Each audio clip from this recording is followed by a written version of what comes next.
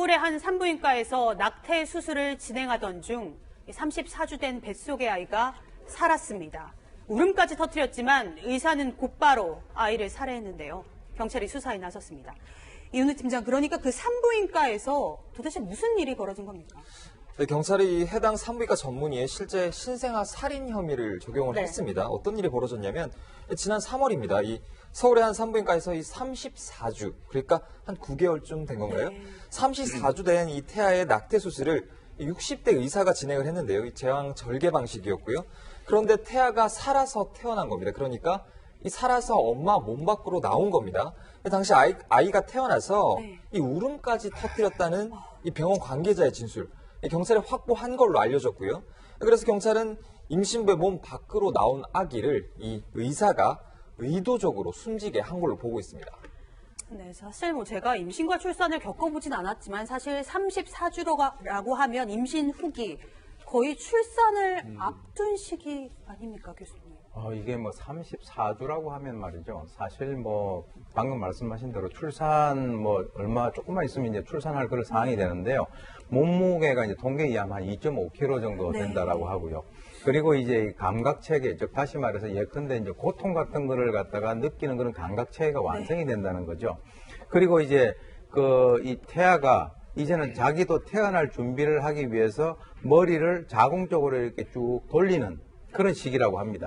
그리고 이제 몸을 감싸고 있는 태지라고 하는 것이 있는데 그게 이제 그 지방으로 이렇게 둘러싸여가지고 나중에 출산을 할 때 자기가 엄마 몸에서 잘 빠져나올 수 있도록 하는 그것이 약간 두꺼워지고요. 그리고 이제 웃는다든지 하는 이런 표정까지 지을 수 있다라고 하는 거죠. 그래서 이 머리 같은 경우는 나중에 산도를 통해서 바깥으로 나와야 되니까 머리를 제외한 나머지 뼈들 같은 경우는 점차적으로 좀 단단해지고 피부 주름도 거의 이제 사라지는 그런 시기이기 때문에 이 34주라고 하는 것은 거의 사람으로서의 형상을 거의 갖춘 그런 상황에서 이런 일이 발생이 됐다라고 하는 것은 너무 충격적입니다. 말씀해 주신 것처럼 감각도 느낄 수 있었고 또 얼굴 표정도 지을 수 있었습니다. 말 그대로 생명이었는데요. 이렇게 자라는 아이를 낙태를 할 수 있었다는 것 자체가 저는 믿어지지가 않습니다, 위원님. 일단은 제왕절개라는 어떤 수술 기법을 이용해서 아이를 이제 꺼낸 걸로 보이는데요. 일반적으로 이제 엄마 뱃속에서 사망한 사산아 같은 경우는 제왕절개를 통해서 아이를 꺼내는 그거는 의료행위입니다.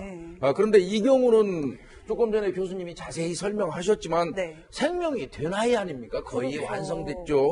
8개월 반 정도 아닙니까? 그러면 거의 사람인데요. 그리고 태어나서 아이가 울음을 터뜨렸다는 것 자체가 살아있다는 그 증거 아니겠습니까? 이건 빼도 박도 못하는 것 같고요.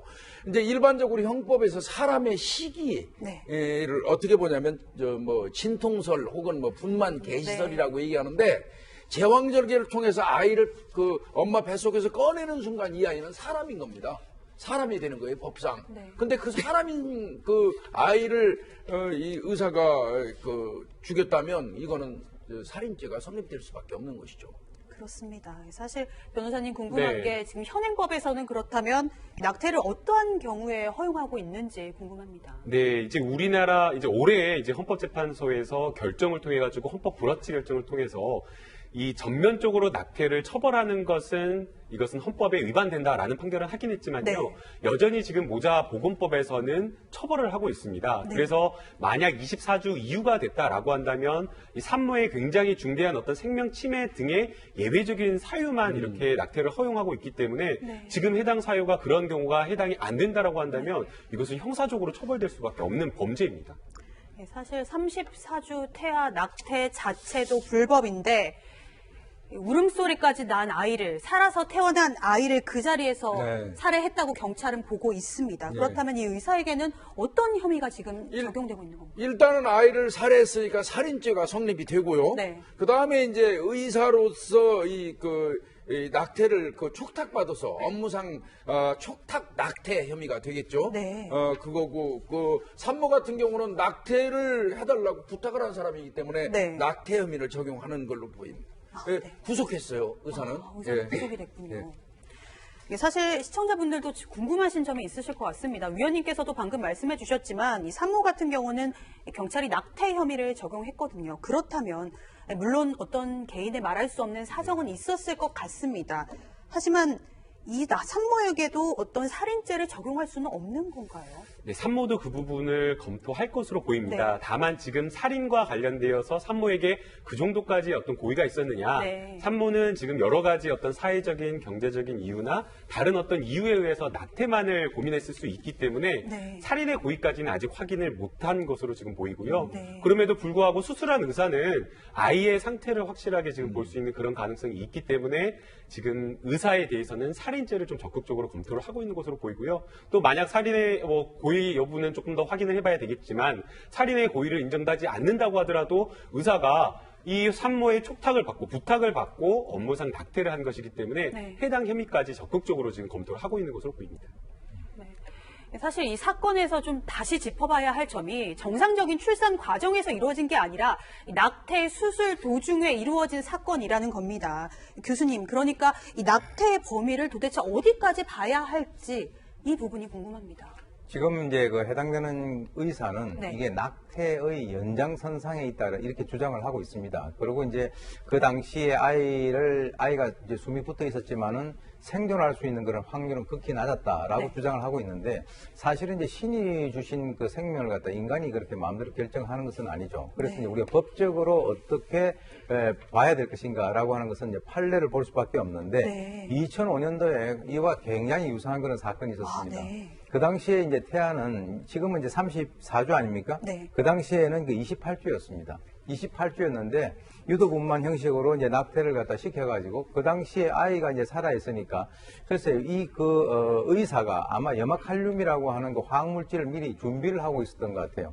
그래가지고 그것을 아이에게 주입을 해가지고 이제 살해를 했는데 네. 그때 당시에 본인은 이거는 뭐 내가 이 연장선상에 있었다라고 주장을 했었지만은 네. 법원은 이 낙태 행위라고 하는 것은 바로 그 신생아가 살았느냐 죽었느냐라고 하는 거하고는 전혀 상관이 없다. 그 산모의 뱃속에서 끄집어내는 그 순간 바로 이게 낙태가 완성이 된다라고 하는 거죠. 그러니까 일단 뱃속에서 끄집어내고 난 이후에 뭐 염화칼륨을 주입을 했다든가 네. 하는 이런 이후의 행위라고 하는 것은 네. 그거는 낙태의 연장선상이 아니라 살해에 해당이 된다라고 그런 식으로 이제 판례가 있기 때문에 네. 이번 사건도 그 판례하고 크게 다르지는 않은 것 같습니다.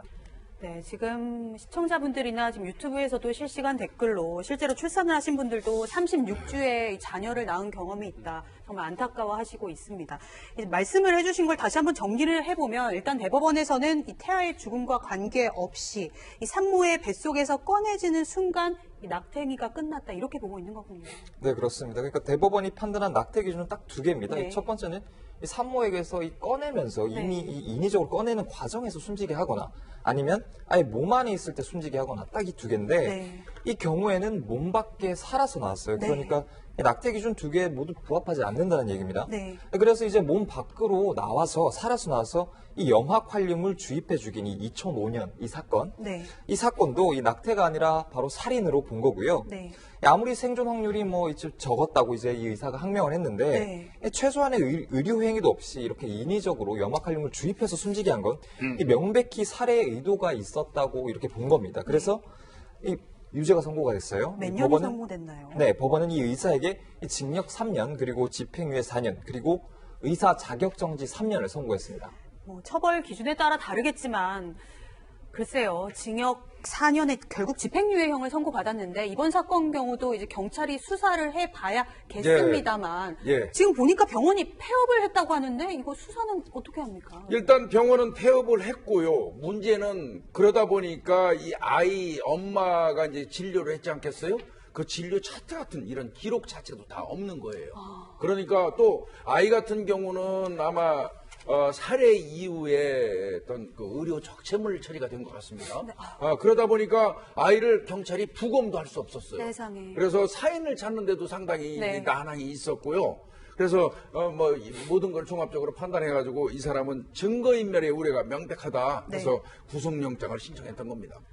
네, 앞으로 남은 수사가 있습니다. 이 수사뿐 아니라 이 사건의 결론이 법원의 판단까지 지켜보겠습니다.